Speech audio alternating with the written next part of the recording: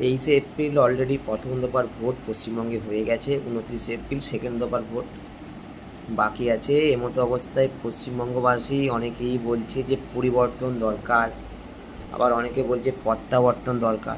না, এই প্রত্যাবর্তনই ঠিক আছে। অনেকে বলছে যে পাল্টানো দরকার। তাই বিজেপি সরকার অনেক তো 15 বছর মমতা ব্যানার্জি অধিকারে রেখেছিল পশ্চিমবঙ্গকে। তো পশ্চিমবঙ্গের দুর্নীতিতে ভরে গেছে, এবার একটু পাল্টানো দরকার। সত্যি দুর্নীতি হয়নি যে তাই নয়, দুর্নীতি হয়েছে, অনেকটাই দুর্নীতি হয়েছে।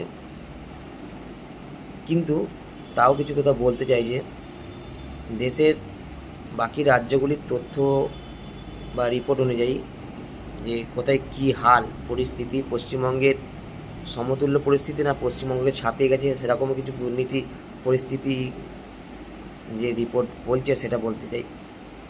সবাই বলছে পরিবর্তন দরকার, পশ্চিমবঙ্গে বিজেপি সরকার আসলে অনেক উন্নতি হবে। সত্যি কি উন্নতি হবে? ভারতবর্ষের বাকি অনেক রাজ্য কিন্তু বিজেপি শাসিত। এবার ফার্স্ট, নারী নির্যাতন।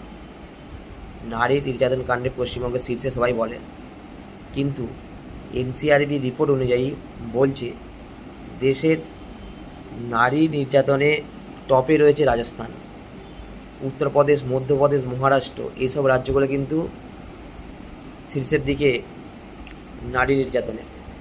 সেখানে কিন্তু পশ্চিমবঙ্গে আগে নেই। এবার আসি বেকারত্ব। বেকারত্বের দিকেও কিন্তু পশ্চিমবঙ্গ নাম্বার 1 নয়। হ্যাঁ, পশ্চিমবঙ্গেও অনেক বেকারত্বের সংখ্যা হয়েছে এই 15 বছর, বাট সেখানে কিন্তু পশ্চিমবঙ্গ টপ নয়। সেখানে কিন্তু হরিয়ানা প্রথম, উত্তরপ্রদেশ, রাজস্থান, এইসব রাজ্যগুলো কিন্তু আগের দিকে। তারপর হচ্ছে পশ্চিমবঙ্গে চাকরি চুরি, চাকরি গেছে 26,000 শিক্ষকের। খুবই একটা শোচনীয় ব্যাপার। আমরা দেখেছি সবাই, শিক্ষকরা আন্দোলন করেছিল নাকি তারা ঘুষ নিয়ে চাকরি পেয়েছে, এরকম একটা ব্যাপার। সেখানে 26,000 শিক্ষক কিন্তু চাকরি চলে গেছে। শুধু পশ্চিমবঙ্গেই কিন্তু 26,000 শিক্ষকের চাকরি যায়নি। দেশের বিজেপি শাসিত রাজ্য উত্তরপ্রদেশে 69,000 চাকরি নিয়োগ হবে করে শিক্ষক ওটা বাতিল হয়ে গেছে। ওটা 2018 সাল থেকে ঘটনা। তাহলে দুর্নীতিতে কিন্তু কেউ পিছিয়ে নেই। পশ্চিমবঙ্গে যেমন দুর্নীতি হচ্ছে সেরকম দেশের বাকি রাজ্যগুলোতেও দুর্নীতি হচ্ছে, বিশেষ করে বিজেপি শাসিত রাজ্যগুলোতে। তাহলে এখানে এসব রিপোর্ট অনুযায়ী বলা যাচ্ছে যে বিজেপি যদি পশ্চিমবঙ্গে আসে